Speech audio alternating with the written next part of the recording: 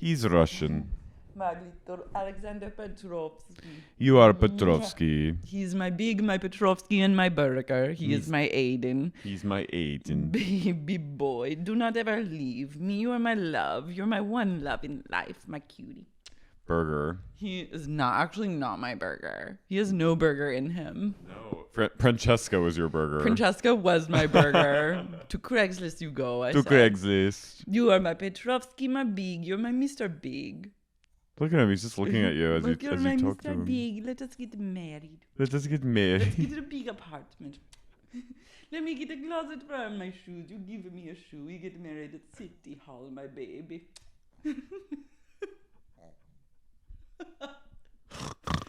He approved. He is big. He really is. He's my soulmate. Wait, did you see Peloton stock crashed because of Sex and the City? That's their power. Their power. Their also, impact. That made me want a Peloton. I've actually never wanted a Peloton more than after seeing Mr. Pig. Mr. Pig. Miss Piggy. Mr. Piggy. After seeing Mr. Pig die on Peloton, I was like, I want one. I just love that their still cultural cachet is very... They will tank a company. That's like Michael Patrick King said, enough. We have got to take Peloton down. How will we do it? And the writers said, together we will band and take them the fuck down. Peloton's going to sue them, I think. I know. I thought it was great SpawnCon. They're really upset about it. I saw the statement of the CEO. No, the CEO? It was like, the CEO of Peloton took to paper, and he said, we are all really sad about Mr. Big's passing. But like, then he shaded Mr. Big and was like, it's probably something in his gene, like his health habits and family history. I love you're talking about a fictional character. And he goes, Peloton actually probably prolonged his life. True. Cardio is really good for you. Yeah. No, I mean, when your time's up, it's up. Death and his Death has no his Death scythe. Doesn't care if you're Pelotoning or not. The Grim Reaper and his scythe pointed at Mr. Big and said, "It is time. Tonight we go. Tonight we ride." And then I am obsessed with. It's like, well, it's kind of like when Oprah, I think she criticized some kind of specific brand of meat. And then she tanked the meat. She did. She tanked the meat market. Love that. Like that kind of power. That's I love true it. Power. The lady still got it. When you can affect the stock market, that is...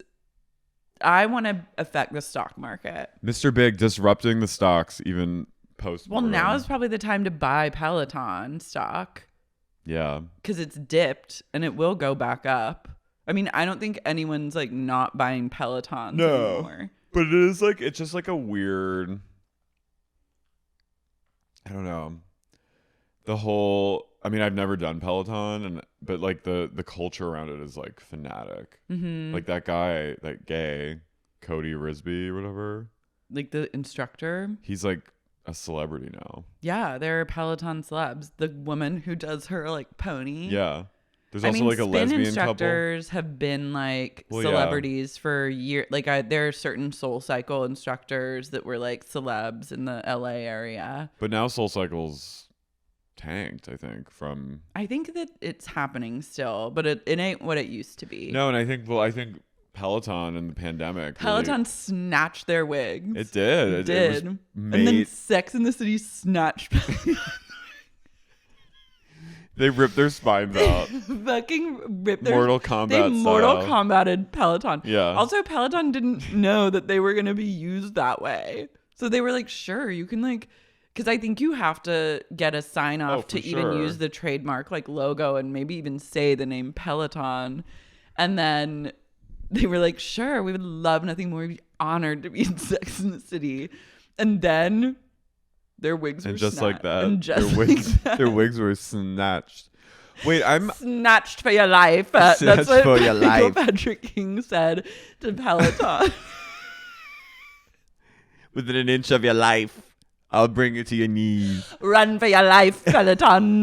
He had a bad experience with Peloton. Yeah, who hurt him at Peloton? Hurt him? Did Cody Rigsby hurt Michael Patrick King? Yeah, I want to know. Like, Did he snub I want him? a deep dive podcast, like true crime style, on like Peloton versus MPK. Yeah, I want like a herbal herbal and verbal history. Like a long read history of like this beef on like the fucking feud of the century. I want a feud. I want the long read on the Kim Cattrall SJP feud. There's a book out now that someone wrote about like the history of HBO, and it talks about like every show, and I think it has 10 pages on Sex and the City, and it talks about the Kim versus SJP of it all. So it was like a famous feud on the set. Yeah, I think it was like, I mean, the Origins podcast kind of touched on it too, which if you haven't listened to, you're not a fan of Sex and the City truly. I'm looking at you. You better push play, Carey O'Donnell. You better push play. Do not make me cry. Don't make me cry. And, but it's really good. Like, if you love Sex and the City, you must listen. Who hosts it? It's just oral history. It's like, literally interviews every single person except for Kim Cattrall. She refused.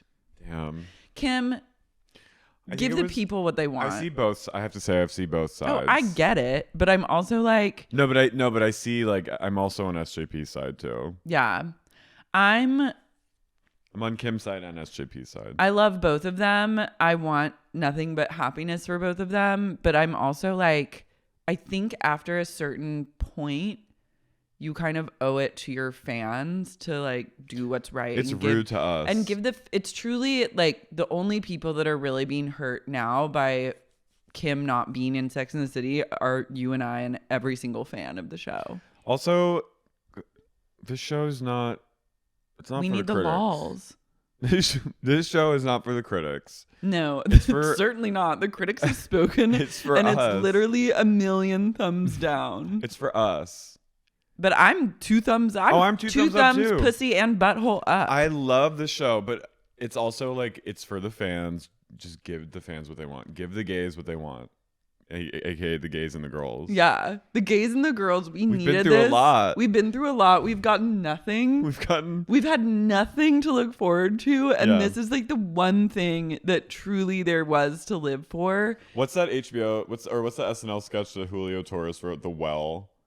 What's that? The woman, it's like, it's a play well for your like future gay son, where he can go on and make a wish on the well, and it's like, and then Emma Stone plays the mom, and and this straight kid goes, "I don't get it," and she goes, "Not everything is for you." Yeah, this is specifically for the gays and the women. We need it. We crave it. We need it. And I need him. Just stop what you're doing. Come back from Liverpool. Come back. Get fly over the pond. Come back to the US of A. I mean, we know she was in New York too while they were filming the show, and she was Instagramming with abandon, which made me maybe think. I got to thinking. Okay, I have false hope, but like the fact that she remains such a. Do we have to go soon? No. Oh, she remains such an integral part of the narrative in these episodes. They want her back. It makes me think that maybe, just maybe, there will be some kind of. I feel a tingle, and I feel like I do actually have psychic abilities with Sex and the City and the universe of Sex and the City and all involved. So I'm saying right now, I'm calling it that she will be back. It could be very tight-lipped. She might not come back. It might not be this season. It might not be her. Next season. It might not be. She will return. It could be. Just saying. Even if we just see a woman. Even if you just had Sharon Stone. Sharon Stone. Stone. See a hand texting. No, but even if I just see like a woman with blonde hair, like strutting down the street and from the back, I would be like, oh my God, she's in it. There's Samantha. I just want to see that. Yeah. Sharon Stone could just assume. I think Kim will be back. Okay. I'm calling it. I mean, you can't have her like send the flowers for Big's funeral, which we'll talk about in this. Yeah. So I'm Carey. I'm Lara. And you're listening to Soxy. Sex and the City. Soxy Unique Podcast. Soxy Unique Podcast. They did that. I also love when I've been recently, people have been asking like who I've just met, like who don't know the pod. Which, you know, there's still a lot of people. Unfortunately, there's a ton of people out there that don't know about the pod. But they go, when I explain it to them and they go, what's the name? And I say Sexy Unique Podcast. And they go, Sex Unique Podcast? And I'm like, Sexy Unique Podcast. What I was going to say was, I'm waiting with breath bated to see what you will say. Please speak. Oh, speaketh. I was going to bring up the TWA flight that Kim was supposed to be on that blew up over Lockerbie. Honestly, that's a sign that you need to come back to Sex in the City. Can you imagine if we were deprived of Samantha? No. Yes, we're in it now. We are deprived of I think everyone knows the story, right? Yeah. Okay. You've told it on the pod. Okay. Do you want to tell it again? You know who could have been a great Samantha? Who? Big Ange. Big Ange got her boobs measured in an episode I watched last night, and they're J's. Wow. Power. She is doing it. She's doing the damn thing. I know. She still is. Her spirit lives on. She's still. Yeah, I'm. This episode was fine. This episode. It was really dreary. It's really sad. That funeral, I don't think Big would have liked that funeral. I was so uncomfortable by Carey in that funeral. I've been to like an art world meets comedy show that was like that exact setting. But with comedians? Yeah. And it reminded me of like going to like a comedy show. Like at the Guggenheim? Yeah. It was like alt comedy and the art world come together in like a very stark space with a PowerPoint. It was like I laughed when Carey goes, "Thank God for those lesbians." Tampa Bay. Yeah, that was funny. There were some good lines. I liked when. So we get to the funeral. Well, first, Miranda. This is where like Miranda's son is just plowing, right? Brady and his girlfriend he's like, ride it, cowgirl, and they're 17 and they're like plowing in the room, and the wall is literally vibrating, and Miranda and Steve are just sitting in bed watching the news, and she's like, "Can you believe this?"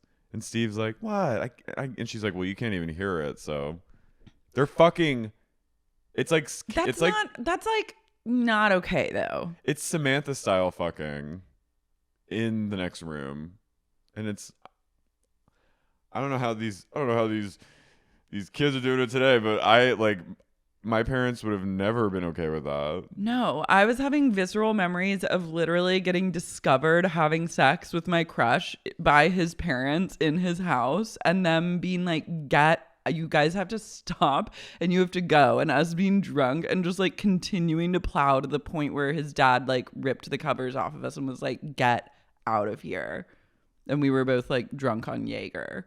Whoa. That was this like sex positive, please by all means like suck and fuck in the house was not at all my experience growing up. Yeah, I'm just like the boundaries in that household are a little blurred. You would think that like you want like discretion. Yeah, I wouldn't want my mom to hear me getting like banged out next door. Knowing my parents it's like literally makes me yeah, it's not I guess turn in on. my house I'm just like, I don't want them to even know I have sex.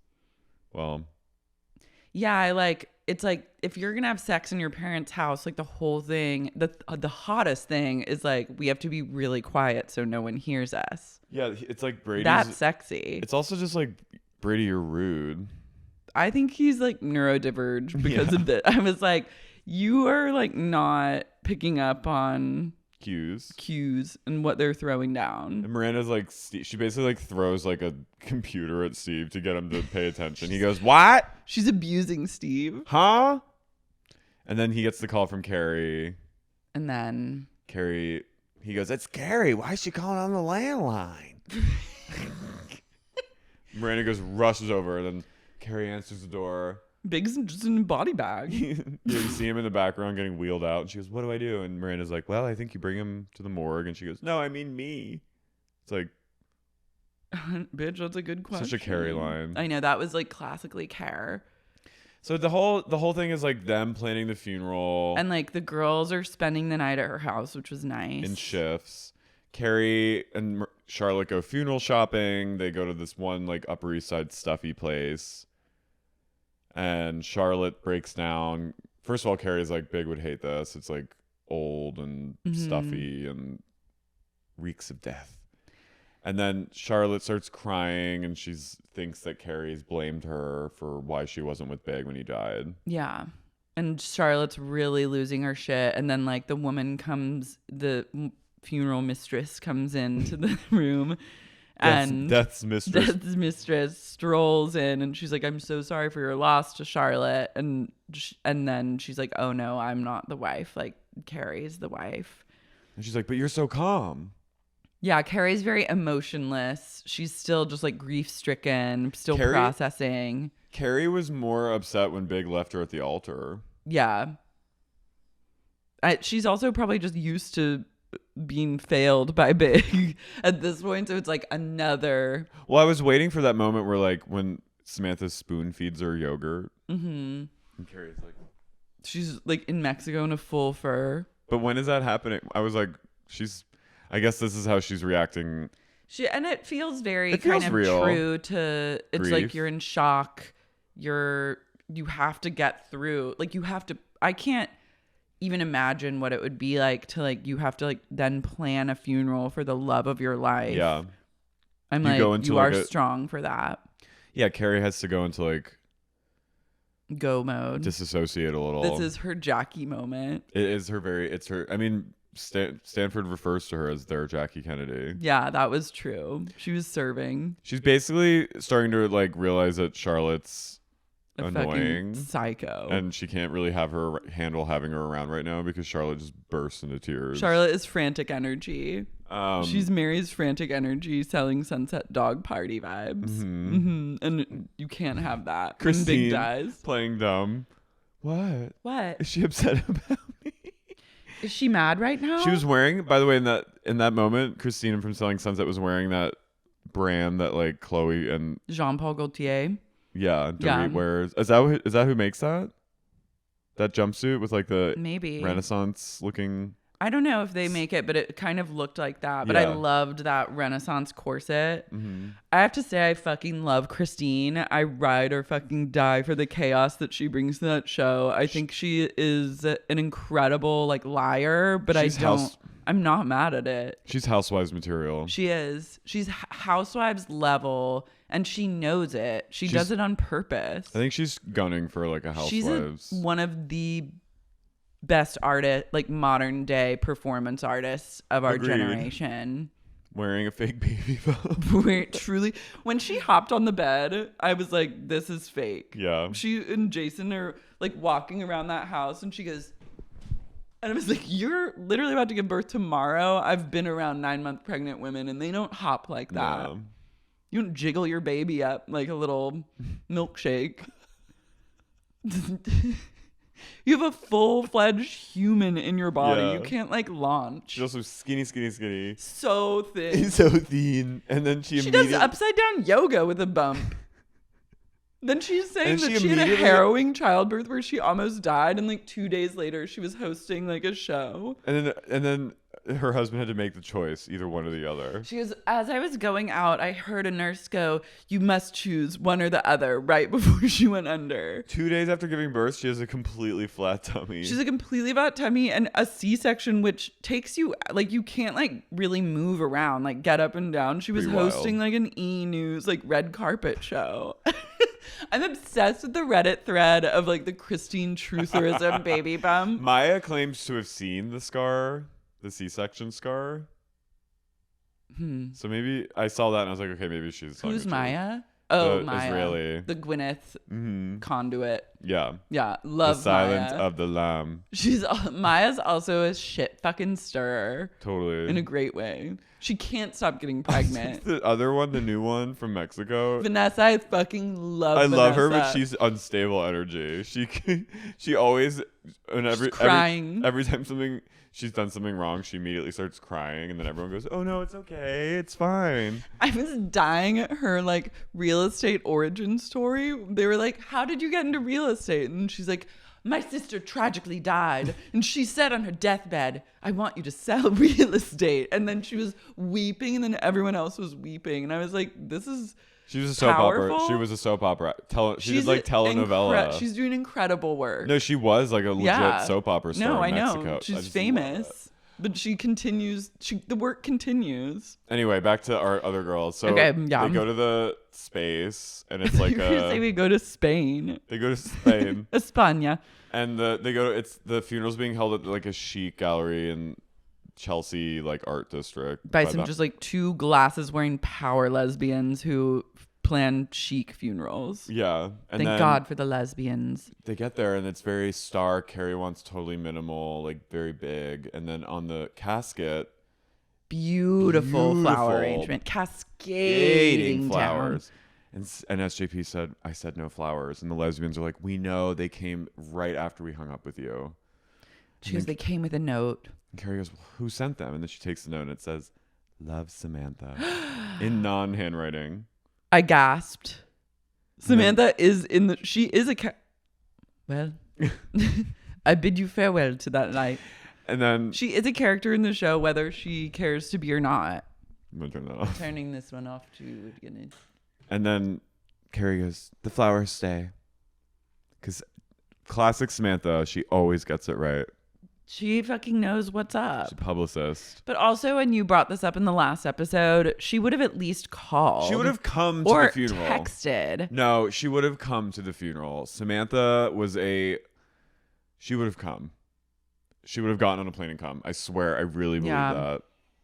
So it just does feel weird to have her totally gone. It makes me think like she's been murdered and the person who murdered her is just like pretending that she's still like living. Like that's how the levels this should of like, turn true crime. Yeah, the levels of, and then her podcast. They're gonna have to kill her though. Like, well, if she doesn't come back, they really do just need to kill her. I think, and then have a Samantha funeral so that we can all just as fans get closure. I think they should have done that in the show. Yeah. Just start off with a banger Samantha funeral. Like, I was rooting for that. Would have felt right. Either like the cancer came back, but I do think they know that they want to keep the door open. I like Kim stringing them along with a will she or won't she, but I think eventually she does have to be like, the answer is truly no. Make a decision, Kim. I'm looking at you right in the eye. Kim, but also just do it. Just do it. Look, for us, we fucking please. love you. We need you. This is no longer about SJP or MPK. No, it's about us. This is about Carrie and I fucking asking you from the bottom of our hearts to do at least just one episode. You're doing it for all the gays of the world. Do you understand the joy that you will bring to the masses by doing this? And you'll also make a shitload of money. Yeah. So it's a win-win. Go off. Work sometimes is we're about looking right in the camera. Yeah, work sometimes is about having to deal with people you don't want to deal with. Sorry, but that's how it is. Be a pro. You'll get a producer credit. Yeah, you'll probably get nominated. People want to right the wrongs. Do it, Kim. Do it for us, please. Anyway, so she sends the flowers. Carrie's like, they'll stay. Miranda and Charlotte are like, this is good, right? And then the funeral starts off without a hitch. And then Miranda books it to the bar. Old Chablis over here. Chablis Hobbes walks over. Someone commented on the Patreon. They were like, please stop the Chablis hate. Chablis is actually from a great region of France. It's an unoaked Chardonnay. Okay. It's delicious.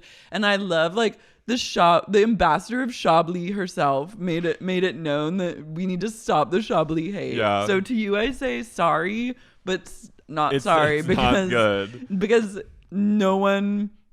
Chablis is a sign of true alcoholism. I'm a hater. It will always be. I'm a hater towards winos. There was also this the guy that wrote that book. Remember the guy that wrote the addiction book, but then he was outed for like making up some of it. A Million Tiny Pieces. Oh yeah. He wrote a really, really good fiction novel about like. That's good. It's good he did that. He did that. He wrote a really good, like, just a pure fiction that takes place in LA, and it's like a lot of different people living in LA. I want to reread it because I really loved it, and I can't remember what the name is, but you guys should all read it. It's really good. But there's a character in it that I think is like a homeless drunk man that's obsessed with Chablis, and Chablis was his downfall, and that's always been my association with Chablis ever since. And like under the bridge kind of. Yeah, he was just it's a love letter to Chablis from a Chablis alcoholic, and that's Miranda at this point. Miranda books it in this like this cater waiter who has a pixie cut and looks like she's in Star Trek. Miranda goes, I'll have a Chablis, and she goes, we're not serving till after the funeral. And she goes, well, it's okay because I'm family and my husband supplied all the alcohol from his bar. I'll take a Chablis, please. And the woman's like, okay. And she goes to open it. And she goes, you know what? I have to do a reading really quick. So why don't we just make it really fast? And I'll just have a straight bourbon. She goes, yeah, easy breezy.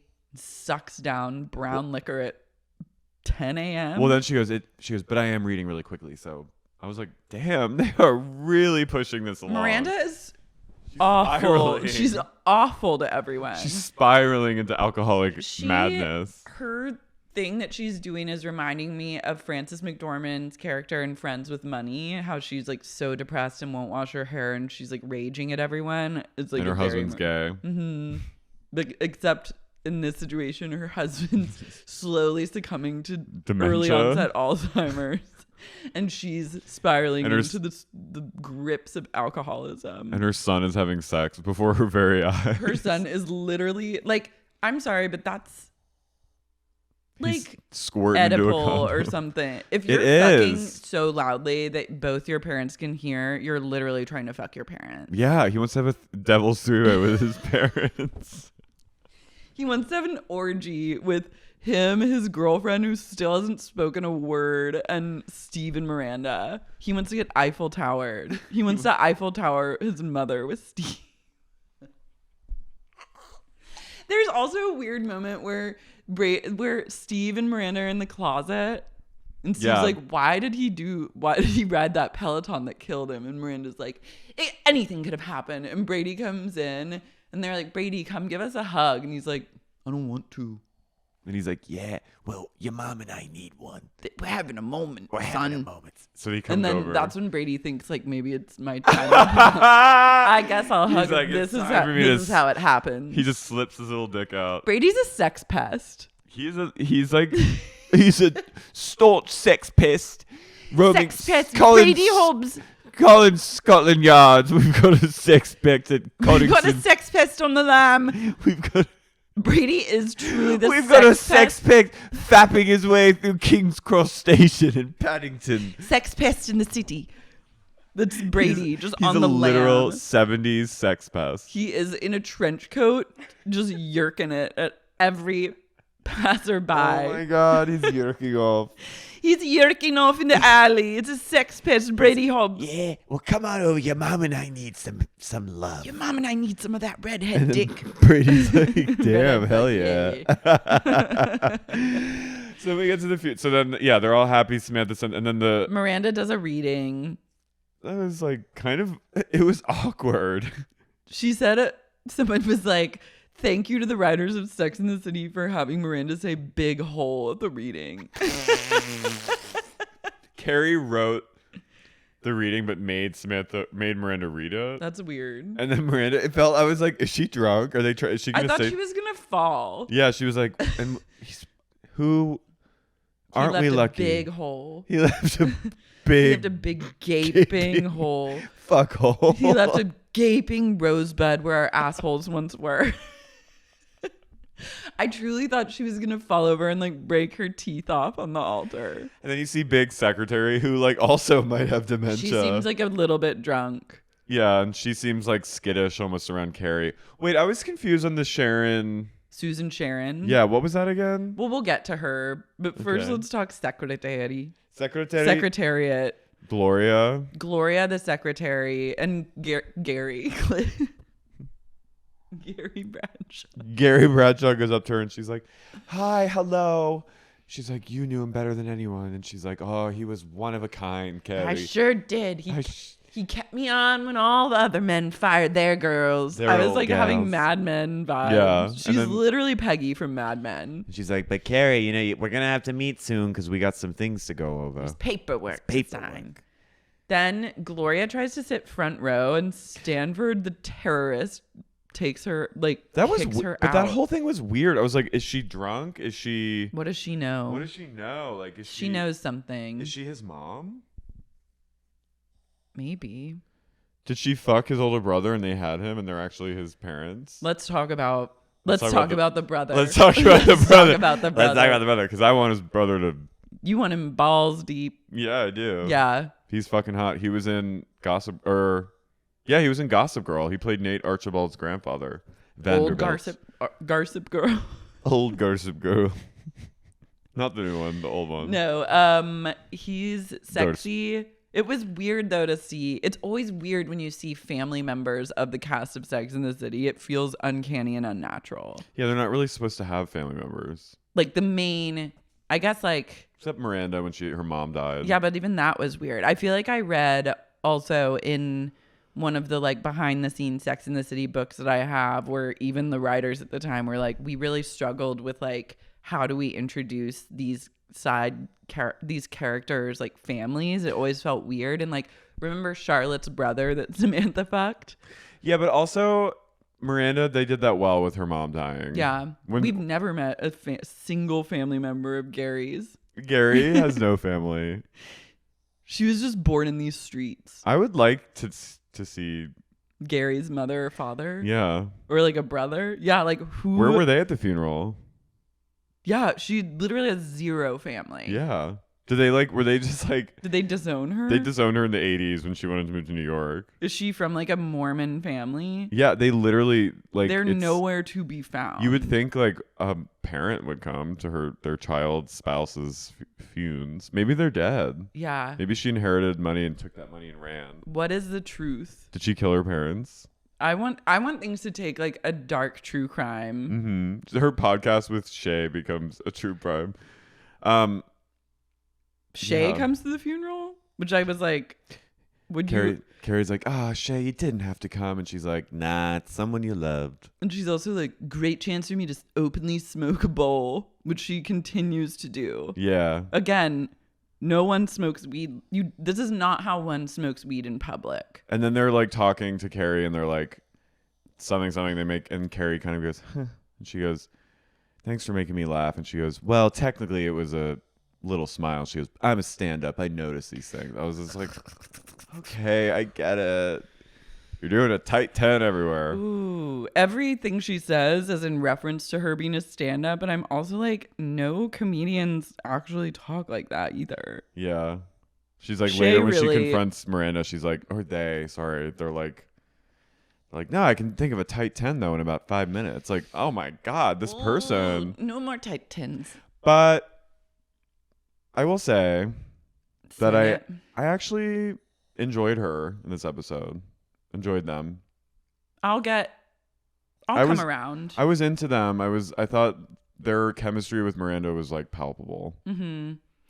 So Shay is chiefing bowls outside the funeral. With Again, braids. Completely inappropriate. She gives Brady a hit, and Miranda discovers her sex pest son smoking a bowl and flips her fucking shit.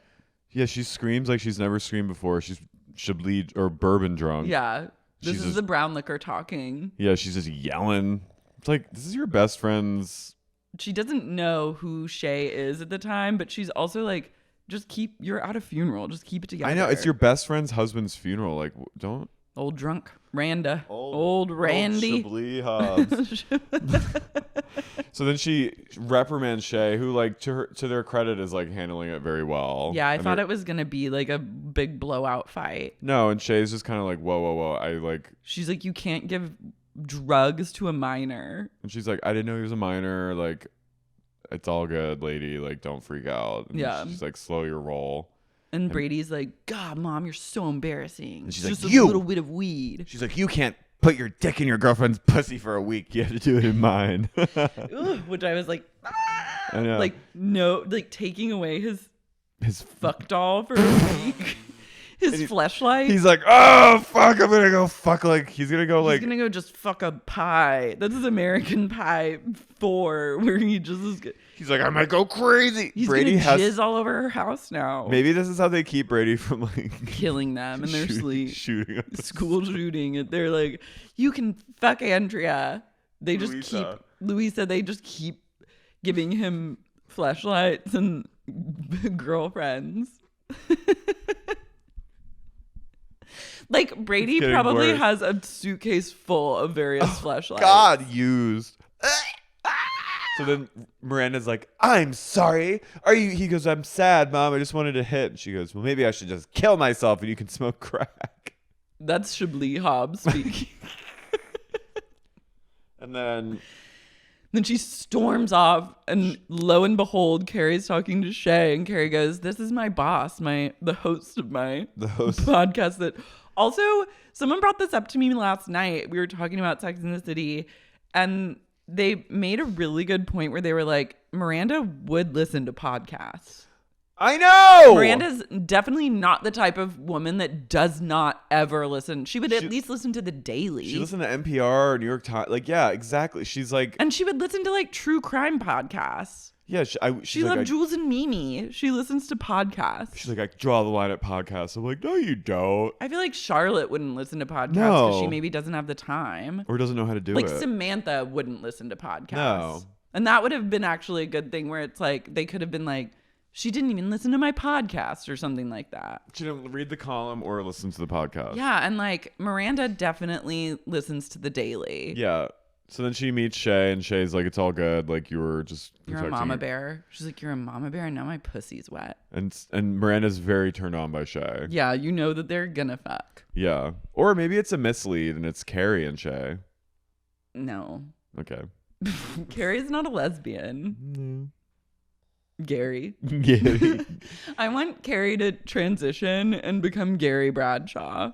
Oh my god. Wait, what was she could do a lot of really good like suit work. What was Susan Sharon mad about? I don't know. Susan Sharon comes out of the woodwork looking snatched. What was she like? Which episode was she in? She's early season. She had a husband who always screamed at her.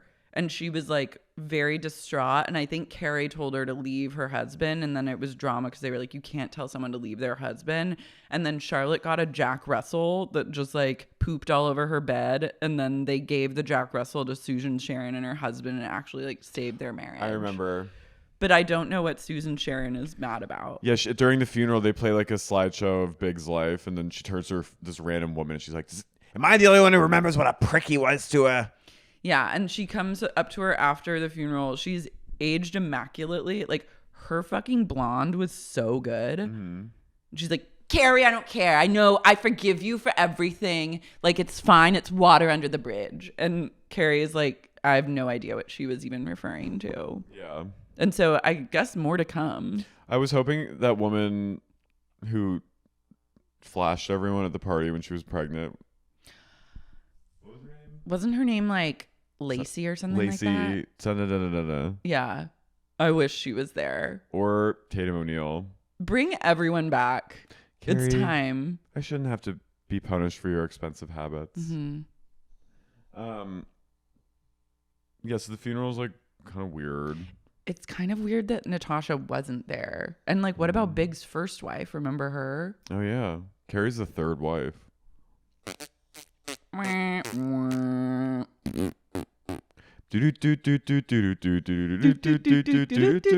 they go back to their drab apartment, which isn't cute. Yeah, she needs to upgrade the apartment in a huge way. It's very dated. And then and she goes, well, at least that's over with. And they go and she and Stanny and Miranda are like, oh yeah, they go back and her hallway's full of macaroons. I was like, that's chill. I would like, take the macaroon towers and leave everything but she's else. like pissed. She's furious. And then then the next day that they bring the ashes over, and then she calls Miranda and Stanford over for an emergency martini. So Miranda's like, sure, I'll be there. Chablis Hobbes was like, she's like, clear liquor, I'm in the mood. And then Charlotte comes over and she makes Stanford hide because she doesn't want Charlotte. This was relatable, like, friend drama where it's like she didn't want Charlotte to feel like she didn't invite her over. Because she doesn't want Charlotte around right now because Charlotte will like literally cry and carry on, and Charlotte will bring manic Mary energy to the table. So she makes Stanford hide, and then he like skitters in the background like the nude. I'm not good at hiding, which I was just like, Stanford, you suck ass. Yeah. Also in the funeral, he was like weird. He was really rude to Gloria. He's rude. Are to they Mario. gonna have him get divorced and like? Well, leave? they are gonna, I think, have to maybe kill his character off because how else you can't send him to London. They're like, he's living in Amsterdam. London is like code for death. London is like the farm where they sent Kim Richards' dog Kingsley. They're gonna send everyone who's like no longer with us is in London now. they sent Samantha one of those suicide pods. You see that? Yeah, my obsession. Meanwhile, Miranda was on the subway. Miranda's having a lot of subway time with her professor where she's just like really trying to get her to like her, and it's failing every time. But then a little Chucky man, a little like hooligan in a Chucky literally wearing a Chucky the doll costume uniform with a mask on, attacks her professor, tries to take her backpack, and then Miranda comes over with one of her giant books because the professor teased her like, oh, like the whole rubrics on the. It was there is a scene where they're all checking into to Columbia and they have to show ID, and Miranda shows her, and then the professor like can't find hers very quickly, and the security guard's like, ma'am, you're gonna have to step out of line and like wait, and then Miranda's like, sorry, excuse me, why would you let me by? And you're like giving her a hard time, like true white woman terrorist. And then the professor's like, you did not, I think her name's Nina. Yeah. She's like, you really escalated the situation just now. Like, it's fine. Like, she was just doing his job. Like, it's all good. You're like a white savior. And then she remarks about how Miranda has like a ton of heavy books. And she's like, just get them on Kindle. It's like easier for you. And then she goes, I'm just old school. She's I love to turn the pages. So then when she waxed Chablis Hobbes. Waxed Chucky on the head with her giant book and gets him off her professor and saves the day. And the professor's like, thank you. And then Miranda's like, oh, I didn't know if that was like, you know, me being white savior. And she's like, no, I think you were just helping someone in need. Jesus Christ.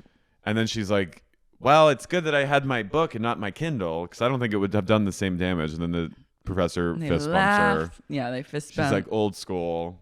So I think they're going to be friends. I want Miranda Chablis Hobbes to like fuck every woman she meets in Ingest like that. Yeah. She's like, I want her to become a ravenous, hungry lesbian, and she gets off the booze and just onto the puss. What if her, Carey, and Charlotte have a threesome? They should. And then that's when Samantha returns. Mm-hmm. She flies through the window. Ladies, I'm here. And they all fuck. And they all just fuck. There was Dan Levy's episode of Sex in the City 3 had like a group sex with all of them in a yurt in South America. Episode? Dan Levy. Oh, from Schitt's Creek. Oh my God, he's so good. Yeah, and it was like a beautiful like sexual moment that like bonded them all for life. So I really think I need to listen to that one. Yeah, they all need to have sex. They have to scissor. We can't just have Big jerking his hog the only set, and Brady plowing is like the only. I need tits. We haven't even seen any tits yet. We shan't see any tits. I want some tits. Like in the movie when Miranda was fucking Steve after they make up, remember? When she was like, No. Well, after they meet in the bridge, and then they have makeup sex, and then they have this She like just very holds- awkward sex. Oh, scene where where he's she- holding Yeah, and she's- around her boobs so that you can't see the nip. and she's like, Yeah, everyone got really nip shy as the. but that sex scene was so like I was like, oh, it was so intense. I had a boyfriend when I was like in early college, and the only way I would get him to watch Sex in the City with me is I was like, look, this show's funny and you'll get to see some boobs. And he was like, okay, fine. But like that was like the draw. I was always trying to manipulate. Lizard brain. Fucking reptile. Me. Straight man. No, straight man. I do have lizard brain for No. Sex I and mean, the City. straight men, they're like, oh, they're tits. All right. No, he goes, I don't want to watch this. And I go, come on. It's funny. You'll laugh in their boobs. And he was like, fine. That's all they need. But now you can't say, good luck to you girls trying to get your man to watch Sex in the City now. No laws and no boobs. We got to get those back in. He's gripping her. I've never ever met. It always throws me in It was such a strange sex scene. in any sex scene where a woman is having sex in a bra. I'm like, no woman does that. No. Like mean, I watched The Holiday recently, and like Jude Law and Cameron Diaz like they fuck, and then she like flops on the bed and is wearing a full bra. I was like, no, we just know that means you as an Yeah. actress did not want to show your boobs, which is fine. she slaps her bra on post sex. Or like you don't just like, you're not having like hot, beautiful, meaningful sex and just like sucking and fucking with a bra on and no panties. You're like, whatever you do, don't take my bra off. The bra's the first thing to come off. Carrie's famous for that. Staunch bra She fucker. loves. She gets They off. explain it. They go, she's old school. She's like Marilyn Monroe. That was in the Sex and the City book. That's like why she's an old romantic. That's why she doesn't take her bra off. Okay. Okay, no. It's She has 'cause some. She has a hang up. SJP doesn't want her perfect tits to be seen. Show us the nips. Yeah, and then at the end, I loved the scene when Charlotte's like, fine, I'll just leave. You don't want me here anyways, and you do blame me. And she's crying in the hallway. And then Carrie, this was a really good monologue where I was like, give SJP every award. She goes, I don't blame you. She's like, I just keep thinking, like, if I had gone to fucking the Hamptons like I wanted to do in the first place. And I was like, yes. yeah, I love that. I love when her voice gets that like. When she screams. Yeah. And then Phil, the neighbor, Yeah, she's like, it's all right, Phil. what's his story? He killed Big. What's his He slipped Big something. he like strangled Mm-hmm. Big mafia style. And then Then Miranda sleeps over. Miranda. Oh, well, Carrie also I'm like, my brain's fried. Carrie texts Samantha and goes, thank you. And then we see their other texts. And it's the one before was, hi, can we talk? And then, walked by La Perla today and thought of you. Hey, London lady. London lady. And then the other one was one response from going, I can't. I'm out of town. My flight leaves tonight. Wow. So. Tensions are high. Things are frayed. Saw you at La Perla.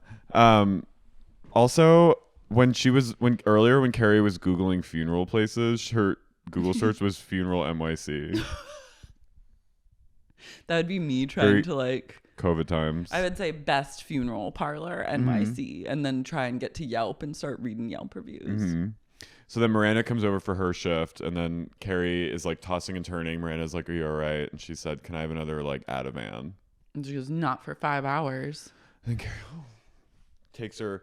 It's raining out. It actually looked really cozy in the apartment. It was, yeah. And she goes out in the living room and Sleeps on the couch. and then she goes, and just like that, I realized how long 5 hours really is. But also, like, give me the pill. I know. It's not like she's gonna OD. Chablis Hobbes has some limits with her. Chablis Hobbes loves to not have any boundaries with her own alcohol use, but then put very firm boundaries around administering a pill to her friends. She goes, no. No. Not for 5 She hours. not for 5 hours. And then leans down and grabs some Chablis from under the bed and does a big gulp. I'm loving the show. Yeah, I'm looking forward to the next app. I can't wait. Let us know what you guys think. Thank you for the response. I'm so happy people are happy that we're doing those. Yeah, it was what everyone needed. It's what we needed. Unlike certain people, we do give the people what they want. Kim, we're looking at you. Guys, we have to start a campaign. We've got to get her back. It's called Kim on Kim. Kim on already. Come on back from Liverpool, Kim. Look, I'm sure people are sorry about trying to make you fuck Brady in the Sex and the City 3 movie. That was like a storyline, I think, where she like hits on Brady. I get that. Like, you had to do some really demeaning things, but I think that people will treat you with the respect you deserve. Anyways, guys. ciao. Love and light. Ciao.